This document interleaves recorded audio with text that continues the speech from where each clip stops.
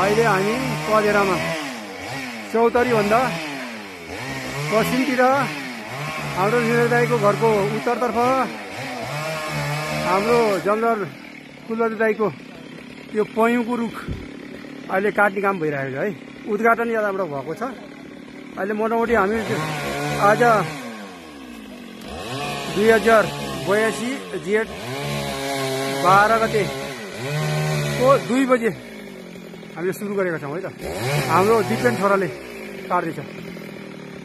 यता तल चाहिँ नि यहाँ घरलाई खतरा नहोस्, यहाँनिर बिजुलीको खाँबो तार बिजुली बत्ती ल अनि यो माथिको त्यसपछि यो माथिको काट्नु छ। आज हामी कामको आजको कामको उपस्थितिमा अध्यक्ष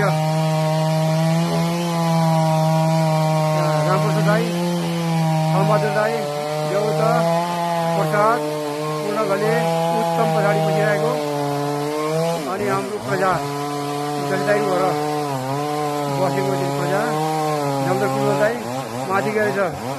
हाम्रो दलबहादुर बुद्धे दाई माथि बसिराख्नु भएको छ टकरामा बेकमामा। हाम्रो नरबहादुर दाई, अमृत भाइ साथमा।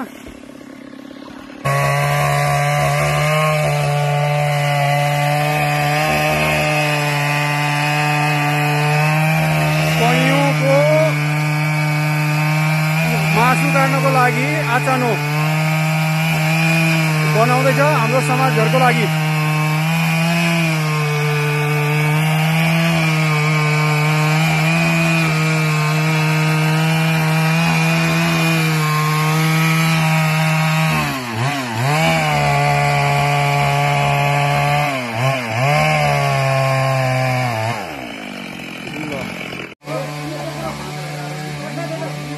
ल तब चाहिँ छु त्यहाँहरू पयुँ झुलाई चाहिँ नि गाई बिउजाइ दिउँ त्यो बानु तर्किदिएको लाग्यो डोरी फुइर चाहिँ चाहिँ म बिस्तारै बिस्तारै हे बिस्तारै बिस्तारै फेरि भत्ते त आउँछ।